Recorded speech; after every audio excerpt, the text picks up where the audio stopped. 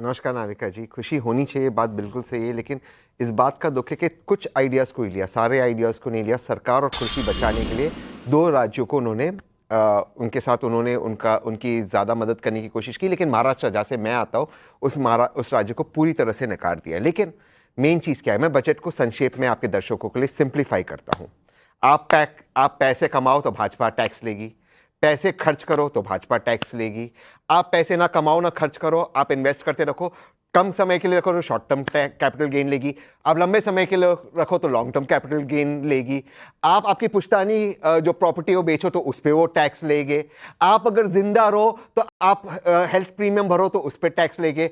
आप जिंदा लेने के ऑक्सीजन लो तो उस पर टैक्स लेंगे। मर जाओ तो कफन पे टैक्स लेंगे। भाई टैक्स ही टैक्स लेते हैं, और टैक्स के ऊपर सेस लेते हैं, और सेस के ऊपर एडिशनल टैक्स लेते हैं। भाई टैक्स मिडिल क्लास को क्या दिया? जो मिडिल क्लास बार बार प्रधानमंत्री मोदी जी के लिए वोट करती है, मिडिल क्लास को इस बजट में, टाइम्स नाउ ना भारत के व्यूअर्स को इस बजट में ठीक उतना ही मिला है जितना माननीय प्रधानमंत्री जी के प्रेस कॉन्फ्रेंस से शून्य। मिडिल क्लास के लिए कुछ नहीं किया। अगर इनको ये लगता है 17,500 का रिलीफ मिडिल क्लास को देते सालाना और 2,000 महीने का रिलीफ देते, इससे मिडिल क्लास खुश हो गया, तो इससे ज्यादा दुख भरी चीज इस बजट का कुछ नहीं हो सकता। मिडिल क्लास इस देश में, मिडिल क्लास को भाजपा ने बार बार ठुकराया और आज भी इस बजट पे ठुकराया उन्होंने।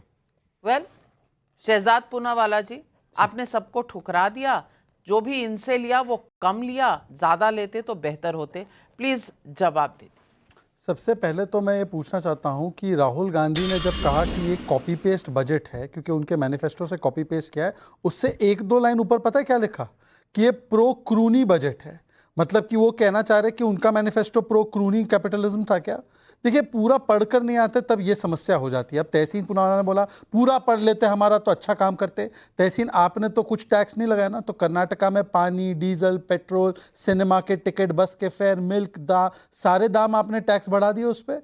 आपने तो वहां पर क्या क्या फ्री देने का वादा किया था और वहां पर जाकर आपने टैक्स बढ़ा दिए। कम से कम हमने पूरा नहीं पढ़ा, आपने तो पूरा पढ़ा था ना अपना मैनिफेस्टो, तो कर्नाटका में खटाखट उसको लागू कर देते। अब इन्होंने कहा कि मिडिल क्लास को मिला क्या है। नाविका जी, मिडिल क्लास को अगर मनमोहन सिंह की सरकार होती और 10 लाख तक की इनकम होती तो 20% टैक्स भरना पड़ता। आज 7.5 लाख, 7.75 लाख की इनकम है तो 0% टैक्स देना पड़ता है। मोदी जी की सरकार है। आज गोल्ड हो, मोबाइल फोन हो, कैंसर की मेडिसिन पर दाम कम हुए हैं। आज एम्प्लॉयमेंट बूस्ट करने के लिए 4 करोड़ युवाओं को एम्प्लॉयमेंट का अलग अलग तरीके से उनको अवसर मिलेगा। जो पहले 12.5 करोड़ एम्प्लॉयमेंट दी थी उसमें 4 करोड़ और जोड़े जाएंगे। ELI स्कीम शुरू की गई है। आज सुबह ही नाविका जी आप अपने बच्चे के बारे में बता रही थी, आज उसी को सुनते हुए एक तरीके से निर्मला जी भी ने आपकी सेंटिमेंट को पकड़ा होगा कि एजुकेशन लोन पर 3% का सबवेंशन दिया जाएगा। आज जिस प्रकार से इनको पूछिए कि 2014 से पहले 1 GB डेटा जो है ना वो 300 रुपए का आता था। एक फैमिली को 45,000 रुपए खर्च करने पड़ते थे, आज 1500 रुपए में 150 GB वो ले सकते हैं।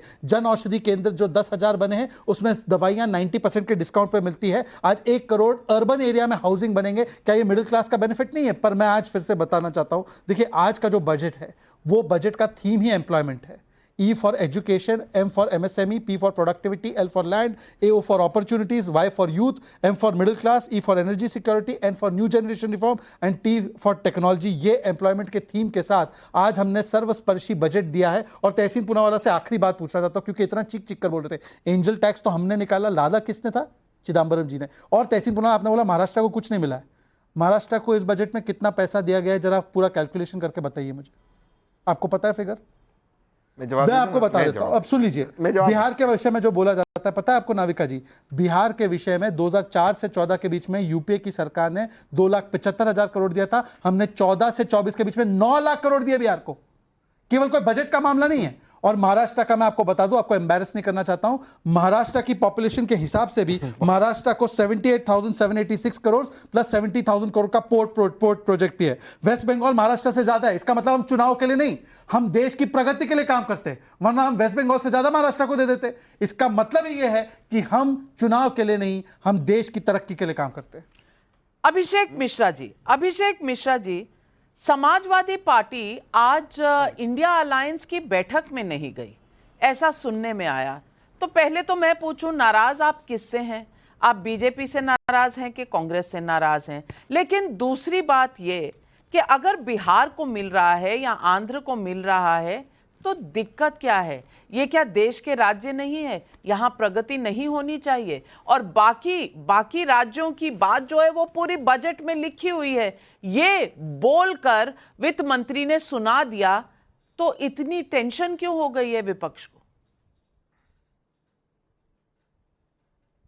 नाविका जी, बिल्कुल कोई टेंशन नहीं है। निश्चित रूप से हिंदुस्तान के वो भी राज्य हैं और उनको जो मिला उसमें हमें कोई ये आपत्ति नहीं कि उनको क्यों मिला। सवाल ये पूछा जा रहा है कि बाकियों को क्यों नहीं मिला। उत्तर प्रदेश को भी मिल जाता, जैसे आपने इतने सारे एक्सप्रेसवेज या बजट से के थ्रू फंडिंग के इंफ्रास्ट्रक्चर प्रोजेक्ट्स बिहार को दिए, आंध्रा को दिए, उसी तरीके से उत्तर प्रदेश को मिल जाता। उत्तर प्रदेश पे नजर इनायत तो पिछले 10 साल में नहीं हुई, तो हमारा यह था कि भाई उत्तर प्रदेश को मिल जाता। सबसे हमारा कोई we are nothing against any other state.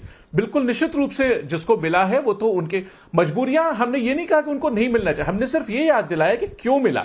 आखिर आज तक 2014 की डिमांड थी अमरावती की, तो टीडीपी की, आपको याद होगा, इसीलिए वो कोalition से वॉकआउट भी उन्होंने किया था। 10 साल के इंतजार के बाद आज क्यों मिला? क्योंकि सरकार डिपेंडेंट है उन दोनों पार्टनर्स पे, which is a fact of life. हमें उसमें कोई वो शिकायत नहीं हम कर रहे कि आपने क्यों दिया।